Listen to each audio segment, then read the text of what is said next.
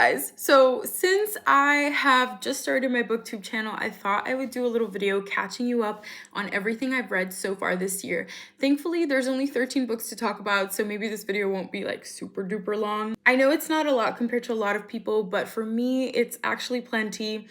I've spent a lot of meaningful time with these books. I've discovered quite a few new favorites. This is in chronological order.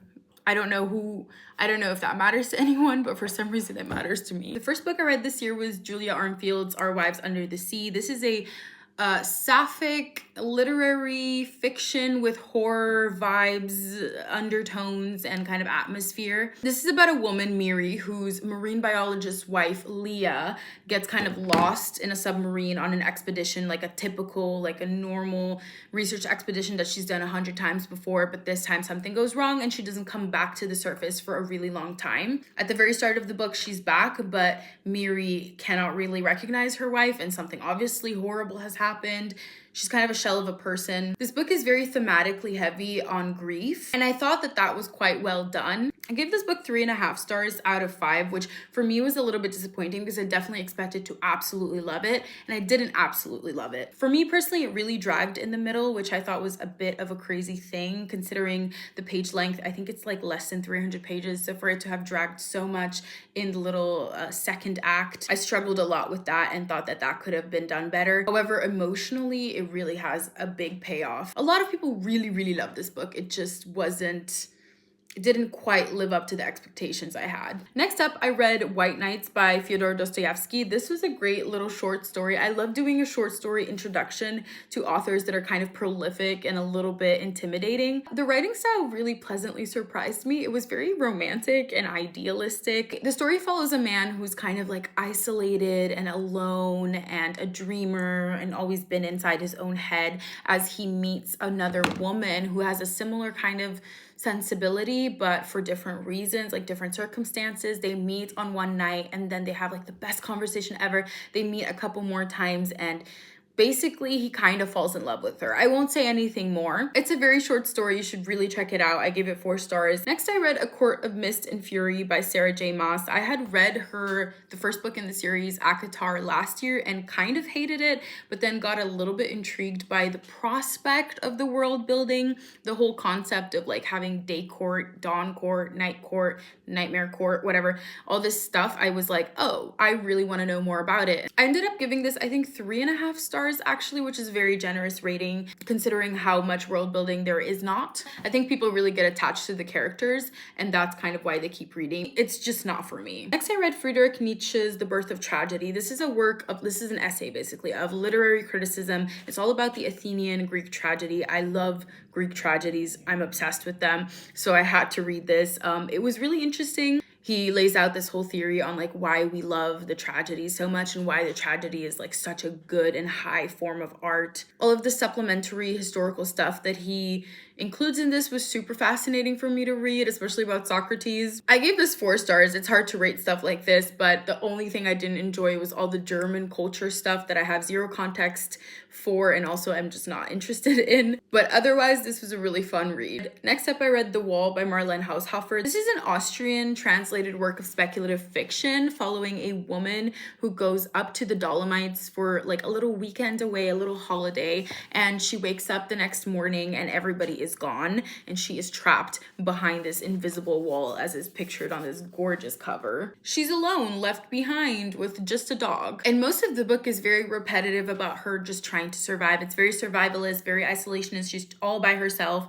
She offers very limited commentary on like life before this catastrophic event. But as a character, she's fascinating, super interesting, very pessimistic person, a woman who didn't really find much for her outside in society and who actually kind of gains a lot of freedom to exist as she is, as she's kind of alone all by herself with just the animals. Very interesting book that can feel really slow, but obviously for a good reason as it is a monotonous existence. The book has really haunted me ever since I read it. I think I gave it 4 stars, but I might bump my rating up to 4.5 stars. There's something about it that just has continued to haunt me since I read it. Next up, I read The Euthyphro in this little collection of Plato's dialogues, not all of them, of course.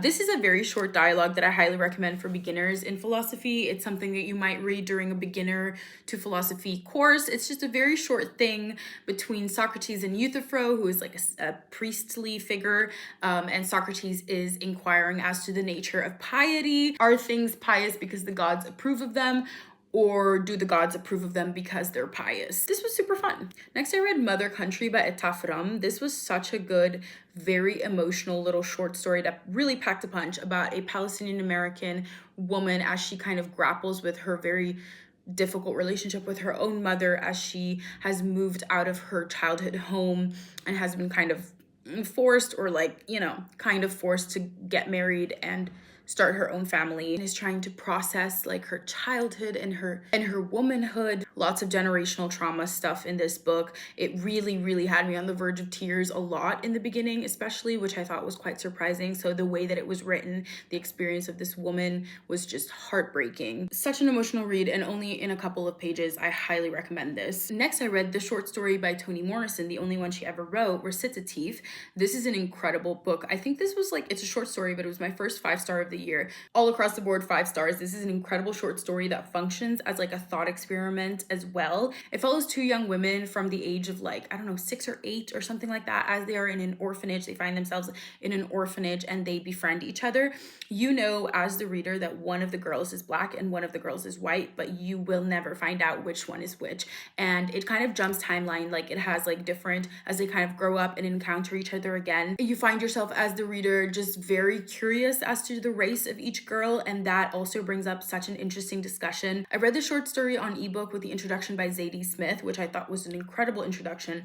Really good. If I were to teach like an English class, this is one of those things that we would definitely do. It could have not worked. It could have so easily not worked, but it was so expertly done. It's so hard to get a short story perfect, but this was perfect. Next, I listened to my very first audiobook ever. I've never done it before. This was The Anthropocene Reviewed by John Green. It is a memoir style collection of personal essays. The audiobook is narrated by himself. He's such a good narrator for this. It is so earnest. It is so sincere. I found myself crying on multiple occasions, which I really didn't expect. I was just completely riveted by it. I think John Green is such an interesting human. His perspective on things is just so beautiful, so similar to my own. He's had a very interesting life, in my opinion, and I just loved it. I loved every second of it. I also really loved the nerdy aspect of him, like reviewing things like penicillin and, you know, ACs and climate change. It's a lot about climate change, and it was written during the pandemic, so it has interesting little anecdotes about things like that that really packed a punch for me. I gave this 4.5 stars, but it was honestly one of my favorite reads so far this year, just so you know. And I'm not usually a memoir girl, but this changed me. Next up is Rifka by Mohammed El Kurd. This is a poetry collection about Palestine, about being Palestinian, about Palestinian land, this was written before everything that's going on right now, by the way, so this is not like in response to what's currently happening, so that made it even more crazy to read. This was so heart-wrenching. I think I took a whole month to read it because really like every poem was so devastating. I highly recommend this. This is one of the best poetry collections I've ever read. Not a poem is filler. Every single poem is just fantastic. Full 5 stars. For me to give a poetry collection full 5 stars, that's kind of wild. This was incredible. Next up, I read Descartes' Meditations on First Philosophy. I really enjoyed this, especially the 6th and final meditation. It was absolutely beautiful, awe-inspiring, awestruck. I did study philosophy in undergrad, and so I've encountered this man multiple times, of course, and many excerpts of this entire work before, and I was familiar with the ideas already. But to actually do the due diligence and read the primary text and make your way through it and experience it was a very valuable experience for me. I had a really good time with this one. Next up, I listened to The Red Parts Autobiography of a Trial by Maggie Nelson on audiobook. Maggie Nelson is one of my favorite writers, and this is one of her older books that's very memoir style as well. She is quite literally taking you through the trial reopening of the previously unsolved murder of her aunt who died, who was brutally murdered before she was even born. So from her perspective, it's absolutely interesting, like this woman's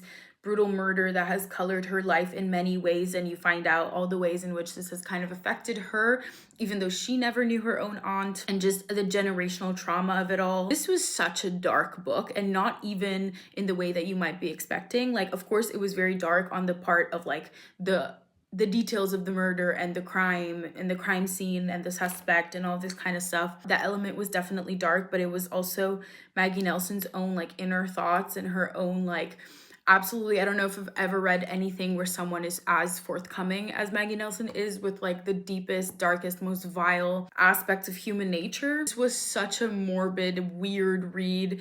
It in a meta way, it kind of comments on the ethics of true crime, which is something that I personally kind of struggle with. So I enjoyed that perspective from Maggie Nelson, who's quite seriously experienced it herself, but also in this book is kind of positioning herself as the spectator, because she's literally writing a book in a way kind of exploiting a crime that she is kind of related to, but not really. Like she's playing the role of like this journalist on the outside taking notes at the trial of this woman she never met, and she does grapple a little bit with that, her like capitalizing off of this awful thing that happened to her own family.